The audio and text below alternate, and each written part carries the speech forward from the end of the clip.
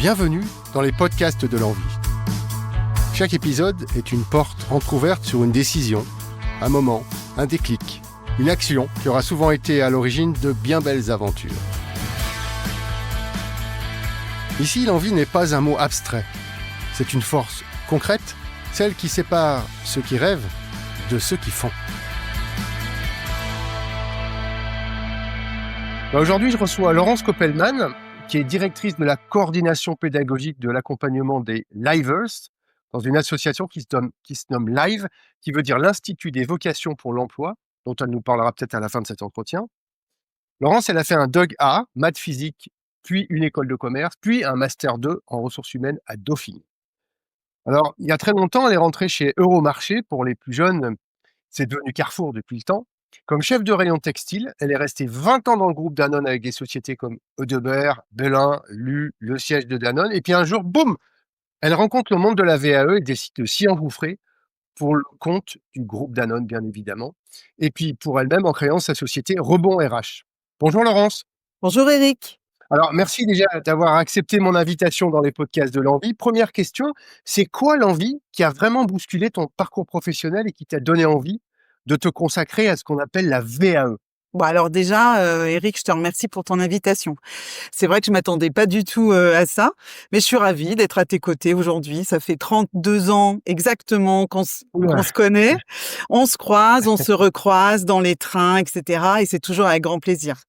Bref, ce podcast marque quelque part pour moi la fin de mon parcours d'accompagnatrice VAE. C'est vrai que ça fait 30 ans que j'accompagne des personnes en VAE. Je suis une passionnée avec une envie farouche d'accompagner les personnes, toujours avec une pointe d'exigence, évidemment. Pour répondre à ta question, c'était en 1994 et le DRH de l'époque, Arnaud Havard, je l'embrasse, voilà, ne pouvait pas aller à une réunion organisée par le ministère de l'Éducation nationale sur une nouvelle façon d'obtenir un diplôme. Il m'a demandé d'y aller à sa place. Ce n'était pas de l'alternance. Les personnes ne retournaient pas à l'école. Elles devaient raconter leur métier dans un livret. C'était tout nouveau, innovant, pour moi intriguant. Nous devions mettre en place un test sur 2 métiers très différents. Les conducteurs de machines chez Blédina, avec un CAP à la clé, et puis des BTS force de vente pour la force de vente de Belin, puisqu'à l'époque, j'étais chez Belin. Et c'est comme ça que ça a démarré, ma passion pour la VAE. À l'époque, ça ne s'appelait pas encore la validation des acquis de l'expérience, mais validation des acquis professionnels. J'en parlerai un tout petit peu plus loin. Et je suis tombée dedans il y a maintenant 30 ans et j'y suis restée 30 ans. Alors, l'envie, c'est également des rencontres, l'envie de ne pas rester dans sa zone de confort, de creuser des nouveaux apprentissages, l'envie d'accompagner des personnes pour plus de reconnaissance. Oui, pourquoi tu as eu envie d'accompagner des salariés finalement dans le cadre de la VAE et peut-être pourquoi pas dans un autre cadre, mais celui-ci, pourquoi? Bah, voilà, donc du coup, tu m'as posé la question quand on en a parlé et en fait, j'ai un peu réfléchi à la réponse évidemment. Hem Pour plusieurs points, pour valoriser l'expérience des autres. L'envie vient souvent du souhait de permettre à chaque personne de reconnaître la richesse de son parcours professionnel. Pour moi, c'était important. Pour aider à prendre confiance, c'est vrai qu'accompagner, c'est encourager, c'est rassurer, aider le candidat à mettre en mots ses compétences. C'est aussi pour donner du sens. Soutenir une personne dans sa VAE, c'est contribuer à sa réussite, à son projet professionnel. Et puis aussi pour transmettre une méthodologie, j'avais plaisir à guider, à structurer et rendre accessibles les démarches souvent complexes liées à la VAP au départ et à la VAE par la suite. Pour favoriser l'autonomie et la valorisation personnelle, voir un candidat évoluer, une personne que j'accompagne évoluer, prendre conscience de ses acquis et réussir était vraiment une grande source de satisfaction, évidemment pour la personne, mais pour moi également, vraiment. Et puis parce que c'est un rôle qui demande écoute, bienveillance et pédagogie, valeurs dans lesquelles je peux me reconnaître, même si parfois j'ai été dure avec certains candidats, parce que je pense que la bienveillance, pour moi, va avec de l'exigence et je savais que certains candidats allaient être en difficulté si je ne leur disais pas certains points de vigilance que j'avais pu repérer dans leur parcours et qui ne leur permettaient pas de passer le diplôme qu'ils souhaitaient. Donc, en résumé, l'envie pour moi d'accompagner dans le cadre de la VAE, ça naît de la volonté d'être un soutien, un guide, un facilitateur évidemment, afin que chaque personne puisse transformer son expérience en diplôme et en reconnaissance professionnelle. Alors justement, en diplôme, pour celles et ceux qui nous écoutent, il y en a beaucoup, je pense, que ça soit VAP ou VAE, ils savent pas vraiment ce que c'est. Est-ce que clairement, tu peux nous donner une définition de la VAE? Alors, je vais essayer de faire simple. La validation des acquis de l'expérience, elle fait d'obtenir un diplôme en sortant des voies, conventionnelles. Les personnes ont souvent très peur de retourner à l'école, mais là, la personne décrit son expérience professionnelle ou, si elle en a plusieurs, ses expériences professionnelles dans un dossier qu'elle présente face à un jury composé et de professionnels et d'enseignants. Elle doit vraiment décrire toutes ses activités, donner des détails. Et c'est souvent ça qui est compliqué pour les personnes accompagnées. Elles ont l'impression qu'elles n'en font rien, rien du tout, qu'elles n'ont rien fait et que leurs expériences sont insignifiantes. Et c'est là qu'elles se trompent. Et donc, avant cette phase d'écriture de dossier, la valeur ajoutée de l'accompagnant, entre autres de moi, et j'ai adoré cette phase, voilà, est de réaliser des entretiens avec les futurs candidats afin qu'ils m'expliquent leur métier. Et en fonction du métier décrit, je suis capable de définir quel diplôme la personne peut passer par le biais de la VAE. Et si nous sommes d'accord sur le diplôme, la certification que le candidat doit passer, alors démarre l'écriture du dossier de VAE. Donc je simplifie un peu la démarche, mais dans les grandes lignes, c'est de cela qu'il s'agit. Alors ça veut dire évidemment pour moi qu'en 30 ans d'accompagnement, je connais un très grand nombre de métiers, hem, car quand on est accompagnateur, de VAE et de VAE un peu, généraliste, il faut être curieux, il faut être vraiment très curieux. Il faut poser beaucoup de questions, avoir envie de découvrir l'autre. Très souvent de dire à l'autre qu'on ne comprend pas pour que la personne réexplique et réexplique encore son métier et c'est comme ça qu'on creuse le métier de la personne et que l'on donne envie à la personne de se dépasser. Alors, OK, ça, j'ai bien compris. Par contre, de temps en temps, c'est bien de mettre des vrais exemples là de choses. Est-ce que tu peux nous raconter quelques exemples concrets qui illustrent ce que tu viens de dire? Alors, le premier exemple que j'ai envie de donner ici, c'est l'histoire de Bruno, qui était, et qui l'est toujours d'ailleurs, responsable de l'hôtellerie-restauration, dans un EHPAD, qui est un poste vraiment très challengeant. Il n'avait pas de diplôme, dans le domaine, hein. Il avait passé, quand il était plus jeune, un CAP de tapissier. Il avait exercé le métier pendant 10 ans et il continuait d'ailleurs à ses heures perdues à restaurer des fauteuils, des chaises et cetera et un jour l'entreprise, a a proposé à tous les salariés, hem, qui le souhaitaient de pouvoir réaliser une VAE. Donc Bruno, il s'est engouffré dans la démarche, hein. Et comme il n'avait aucun diplôme lié à ce métier, je lui ai d'abord fait passer le BP de gouvernant, qui est un diplôme de niveau bac et qui correspondait, tout à fait à ses activités. Hem Et c'est là que ça devient intéressant parce que Bruno a compris vraiment qu'il, pouvait aller beaucoup plus loin dans ses missions, prendre plus de responsabilités et évoluer. Et donc 1 an plus tard, je lui ai propo alors évidemment, il a obtenu, hein, évidemment son BP, gouvernant et 1 an plus tard, je lui ai proposé de passer la licence professionnelle de responsable hôtelier en milieu médicalisé, en partenariat avec l'université de Limoges, la seule université d'ailleurs qui réalise ce genre de diplôme et là encore, ce fut un réel bonheur que d'accompagner Bruno qui a pu faire reconnaître l'ensemble des compétences acquises en entreprise. Il a obtenu son diplôme. On dit souvent que l'entreprise est apprenante. C'est vrai que là, du coup, ça se vérifie, ça se concrétise réellement en prouvant que les personnes qui, au départ, n'ont pas le diplôme du domaine dans lequel elles travaillent peuvent y prétendre grâce à l'entreprise dite formatrice. Donc ça, c'était le premier exemple. J'en ai un deuxième. Une autre anecdote, c'est, le tout début de la validation des acquis de l'expérience qui s'appelait pas encore VAE, mais VAP, validation des acquis professionnels. Et donc ça s'appelait VAP de 1994 à 2002 et pendant cette période, les personnes qui souhaitaient passer un diplôme par ce biais-là, devaient passer une vraie épreuve d'examen, ça faisait partie de cette loi. Donc j'ai fait passer un grand nombre de bac pro secrétariat et de bac pro comptabilité à l'époque. C'est 2 diplômes qui n'existent plus d'ailleurs. Et donc pour ce faire, les personnes écrivaient un dossier de validation des acquis, professionnels, mais devaient passer en contrôle continu l'épreuve d'art appliqué. Et puis une épreuve professionnelle, bon voilà, c'est un classique. Et donc je veux mettre ici le focus sur l'épreuve d'art appliqué. Et donc comme c'était des bacs pro compta et bacs pro secrétariat, c'était sous, la gouvernance, du directeur financier. Et donc celui-ci, il m'a convoquée, dans son bureau en me disant, «Alors maintenant, Laurence, on donne des cours de dessin aux salariés pendant les heures de travail», quoi. Et donc j'en souris encore aujourd'hui, mais j'ai pas lâché l'affaire. Une professeure d'art appliqué, venait une fois par semaine, apportait des livres sur des peintures du XVIIe, du XVIIIe. Elle travaillait aussi sur des œuvres publicitaires qui étaient au programme, du bac pro. Et les salariés, vraiment, ont demandé à emprunter les livres pour raconter chez elles ce qu'elles avaient vécu dans le cours d'art appliqué.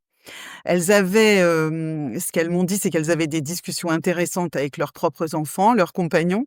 Alors elles ont toutes eu le diplôme, bien sûr, et j'ai eu une nouvelle fois une discussion avec le directeur financier quand elles ont eu le diplôme et qui a convenu qu'au-delà des arts appliqués, les personnes étaient beaucoup plus impliquées, dans leur travail. Ils les voyaient beaucoup plus épanouies, avec une envie de bien faire et puis avaient des choses à raconter à leurs collègues. Bref, que du positif. Tu as une autre anecdote aussi qui est plus dans la VAP que dans la VAE. Et même si on remonte entre guillemets un peu loin, je pense qu'elle est sympa et tu as envie de la raconter. Alors, je te donne la parole. Bah, c'est vrai que j'ai envie de raconter cette expérience, que j'ai eue avec, la validation des acquis, professionnels en accompagnant personnellement les 7 BTS force de vente, qui passaient la VAP à l'époque, à passer devant le jury.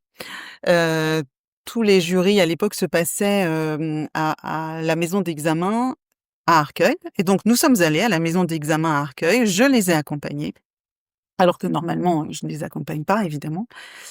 Et je leur avais demandé d'apporter des gâteaux Belin pour le clin d'œil. Je trouvais que c'était sympa. Le jury voyait visuellement à qui ils avaient affaire, quel genre de commerciaux ils étaient, une petite touche de proximité. Mais alors là, qu'est-ce que j'avais pas fait là?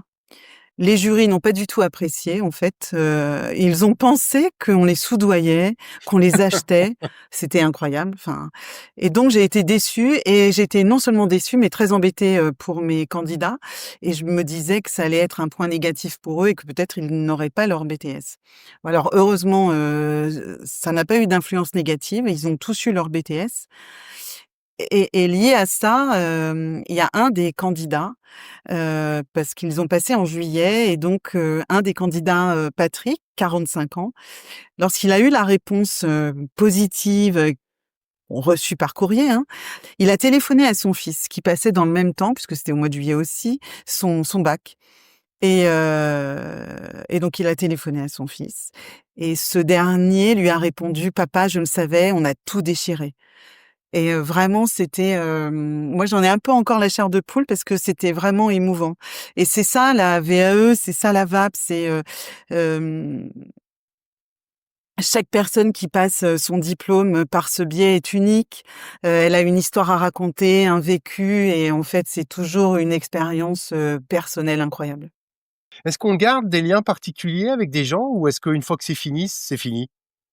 On peut garder des liens particuliers. J'ai dans mon carnet d'adresses des personnes qui ont passé la VAE que je continue à côtoyer, et avec qui je travaille aujourd'hui dans un autre domaine, avec qui j'envoie, puisque maintenant je travaille pour Live, et je me permets d'envoyer des CV à ces, par exemple, directeurs d'établissements d'EHPAD ou voilà, pour des candidatures et ça a marché. À Valence, il y a une personne qui, intègre, une des sociétés, un EHPAD pour être, Heu, à l'accueil de cet EHPAD, par exemple. Oui, oui, ça Mmh. continue à ça continue.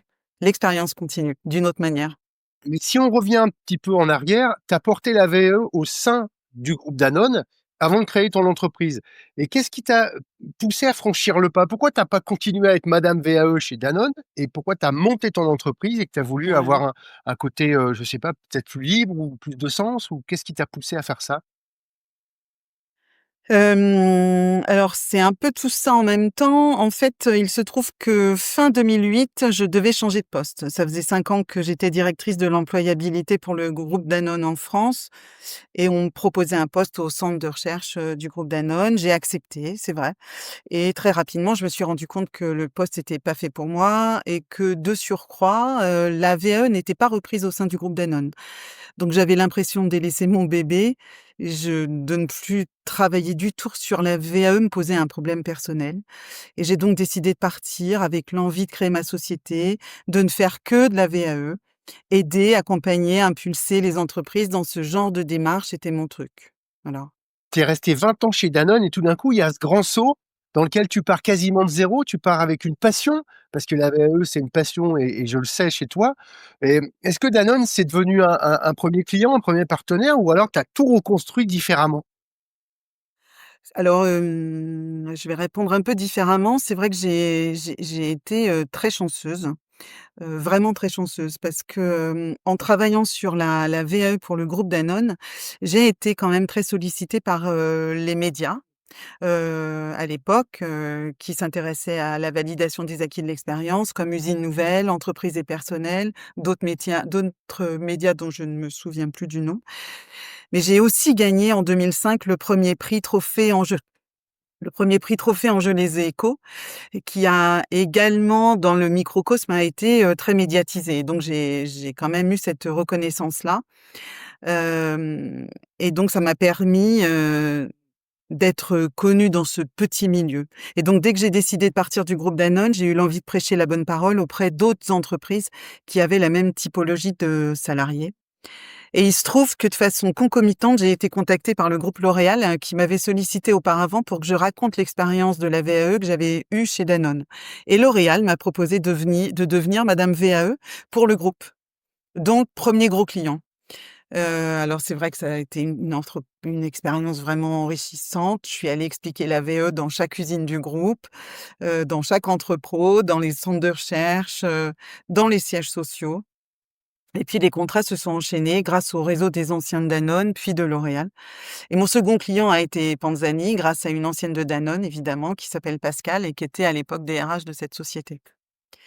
Et enfin, le groupe Corian, qui est devenu Clariane depuis, a été le groupe qui a fait basculer, mon entreprise d'une entreprise où j'étais seule à une entreprise où nous avons été jusqu'à 16 accompagnatrices et cela grâce à quelqu'un que certains reconnaîtront, qui s'appelle Monique Roland, que j'embrasse et qui était devenue la DRH du groupe Corian à l'époque. Toutes ces collaboratrices et tous les gens que tu recrutais, et j'imagine qu'ils étaient un peu à Made in Laurence, tu les as toutes formées?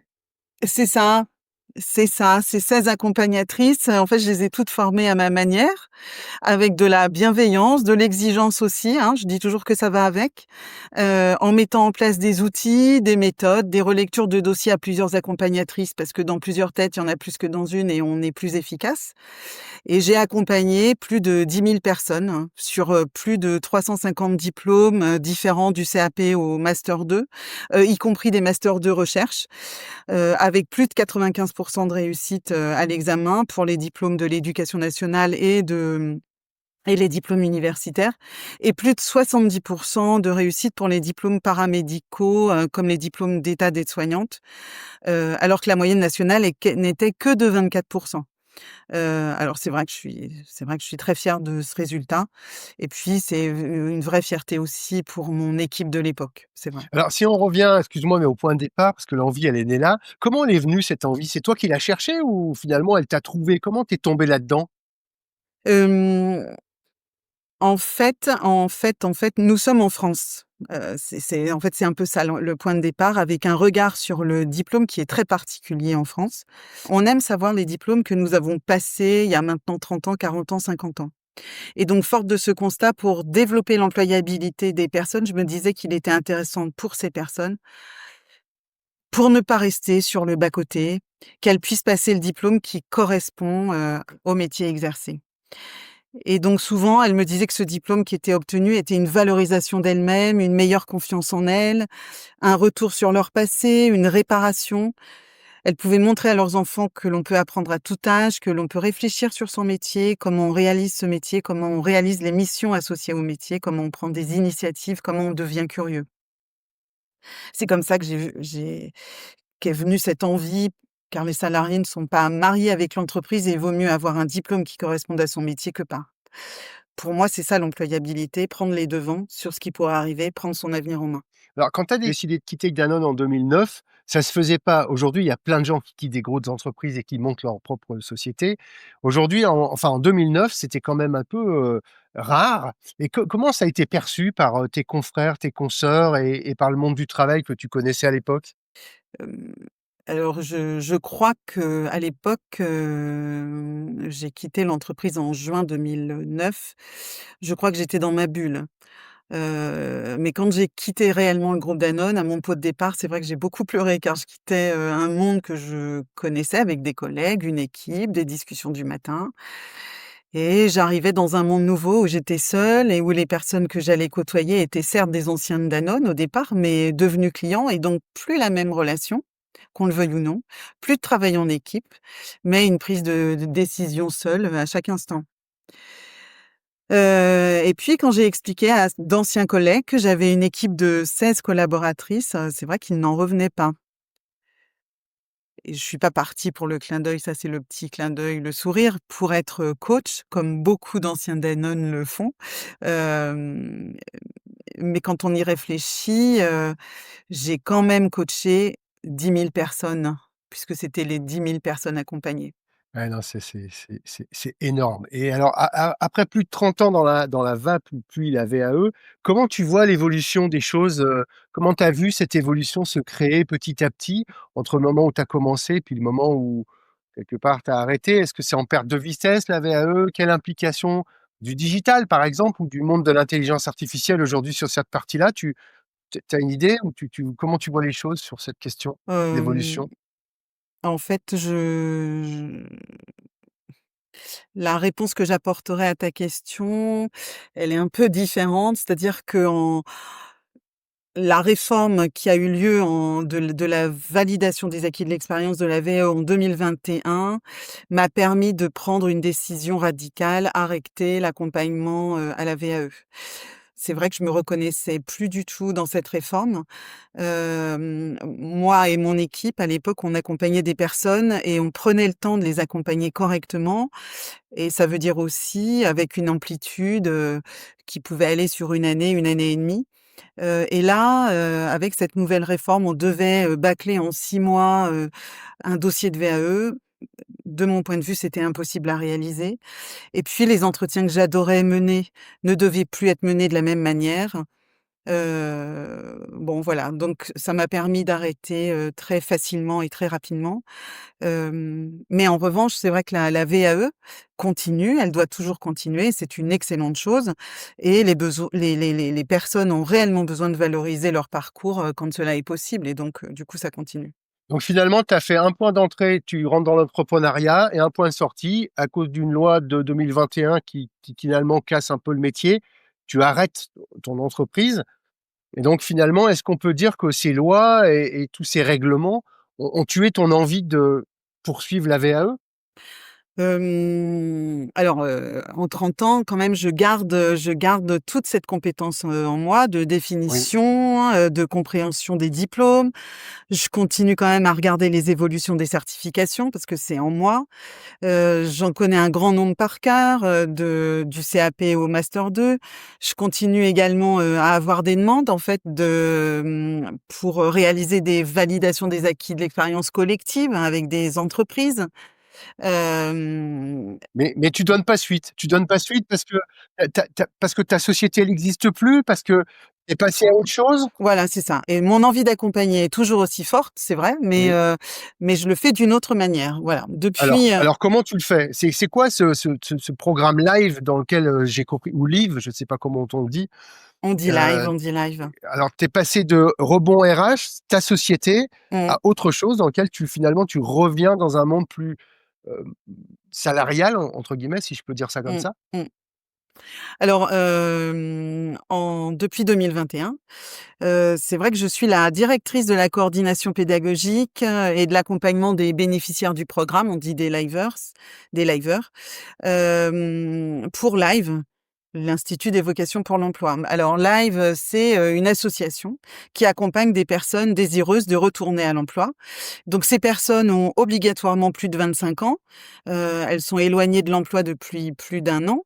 La moyenne d'âge, c'est 40 ans, entre 40 et 45 ans. Elles ont toutes des profils différents, du CAP au master 2, voire des doctorants. On a eu des médecins étrangers, des anthropologues et il y a 7 écoles qu'on appelle, campus, qui sont réparties partout en France et il y a 2 sessions, de 5 mois par an, et à chaque session, on accueille 50 personnes, par école, donc ça fait environ 350 personnes. Donc ça fait, 700 par an, hein, et elles sont avec nous du lundi au vendredi de 9 heures à 16h30. Donc on les accompagne bien sûr sur leur envie de retourner à l'emploi, travailler sur les techniques de recherche d'emploi, mais pas que. Nous avons monté tout un programme innovant, dans ce qu'on pourrait appeler les domaines généraux, les outils mathématiques, l'anglais, le numérique, hem et les bénéficiaires, les liveurs, donc, elles ont également des interventions sur la prise de parole en public, la connaissance des institutions, un travail sur la confiance en soi, sur l'estime de soi, sur le travail dans un collectif, afin que le cerveau continue de chaque bénéficiaire du programme puisse continuer à apprendre, à réapprendre et à se mettre en mouvement. Et donc pour ma part, l'expérience de 30 ans d'entretien pour creuser les métiers, les diplômes associés, les personnalités, détecter les problématiques liées aux expériences de vie, a été vraiment salutaire pour accompagner efficacement les bénéficiaires du programme. C'est vrai qu'aujourd'hui, j'adore ce que je fais. J'ai l'impression d'être à ma place et que ce métier est quand même dans la continuité de celui d'avant, d'accompagnant expert, bienveillant, exigeant, parfois secouant, j'avoue, afin de ne pas laisser les bénéficiaires du programme s'endormir ou bien restaurer l'envie d'y aller.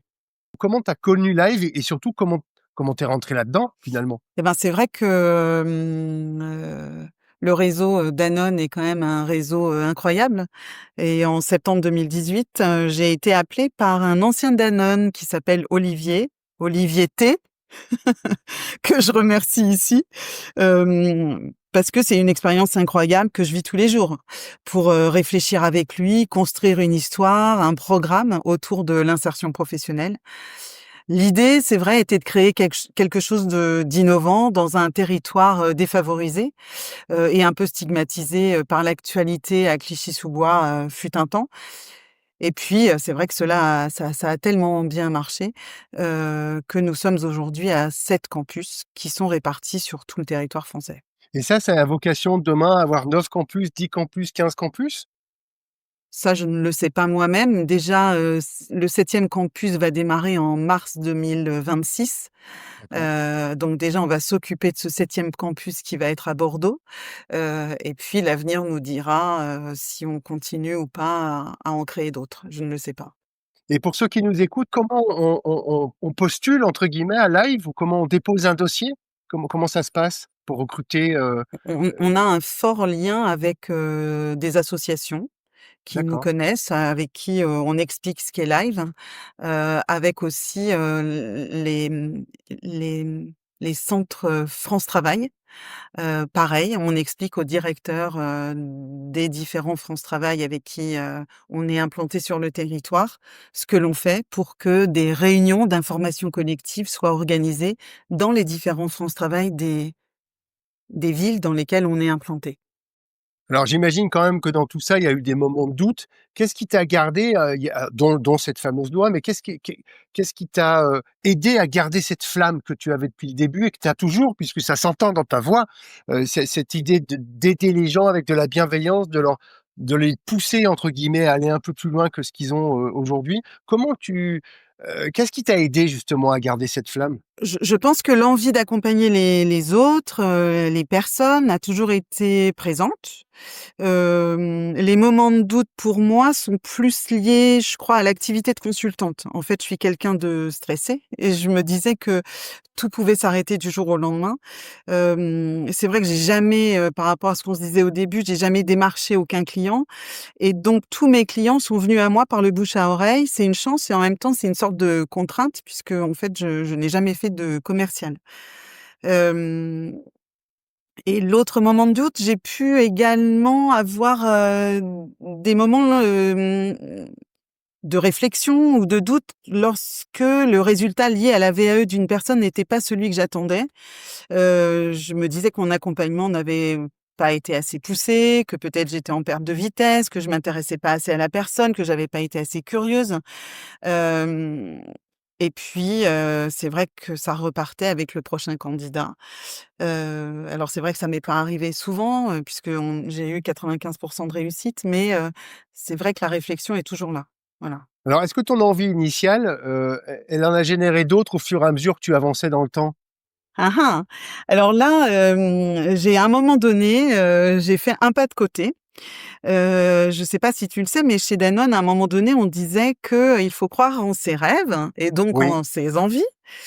Et pendant 2 ans, pendant que j'étais consultante pour L'Oréal en 2013 et 2014, j'ai eu une furieuse envie, de monter une boutique de jouets et de cadeaux pour la maison dans le même temps. Donc j'étais, de temps en temps, consultante pour, L'Oréal principalement et dans un autre temps, je montais, voilà, mon magasin de jouets et de cadeaux. C'est vrai que j'ai adoré réaliser ce rêve. Pendant 2 ans, j'ai monté une boutique, voilà, proche de mon domicile. La boutique s'appelait, Coffre à cadeaux, Kofrakado, avec 60 de jeux pour les enfants, principalement de la marque Djeco et puis 40 de cadeaux que j'allais dénicher au salon maison et objets 2 fois par an. Hem J'ai adoré cette expérience. C'était une expérience incroyablement enrichissante. Hem Et c'est vrai que j'aurais eu plusieurs vies. Je pense que j'aurais pu monter des franchises de coffres à cadeaux. J'aurais adoré ça. Mais on parle d'envie et mon envie de continuer la VAE et de développer Rebond RH a été, plus forte et donc j'ai arrêté cette parenthèse enchantée. Voilà. alors j'imagine qu'il y a plein de choses comme ça qui ont dû t'arriver pendant que tu accompagnais des gens. Qu'est-ce que tu disais ou qu'est-ce que tu dirais à quelqu'un qui a perdu l'envie ou qui cherche son envie?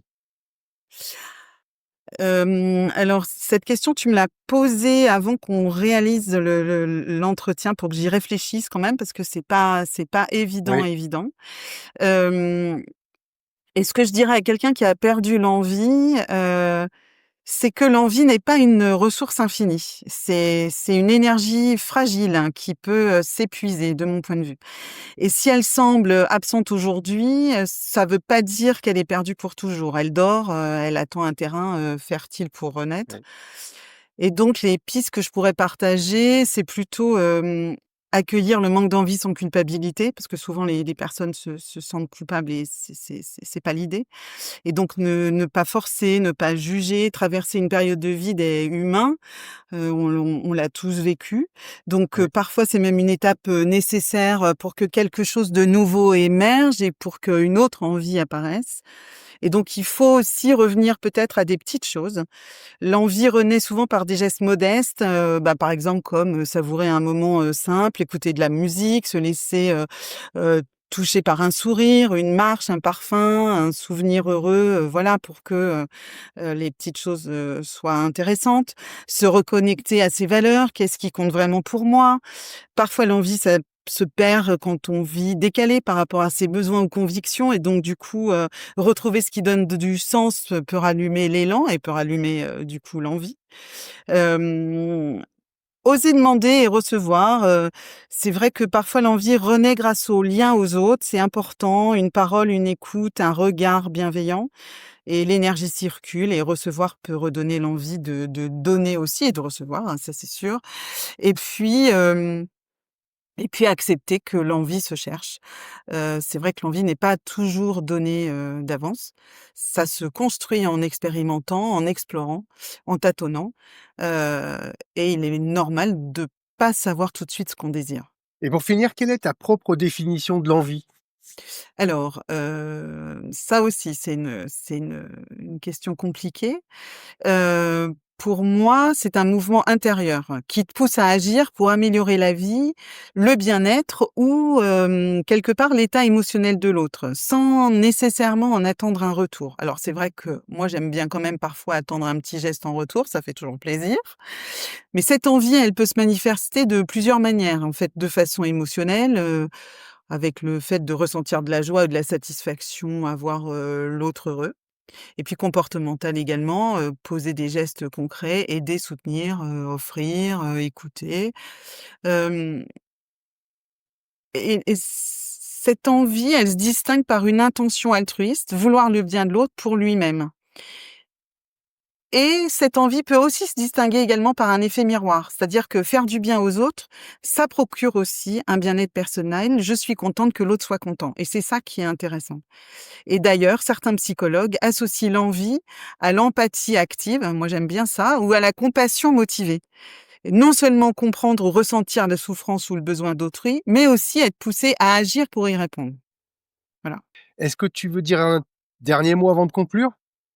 Alors, bah, écoute, c'est vrai que ça ne se voit pas, mais je souris parce que j'ai aimé cet entretien et j'aime l'idée de continuer à avoir envie toute ma vie. Merci Eric, merci. Merci Laurence, merci pour tout.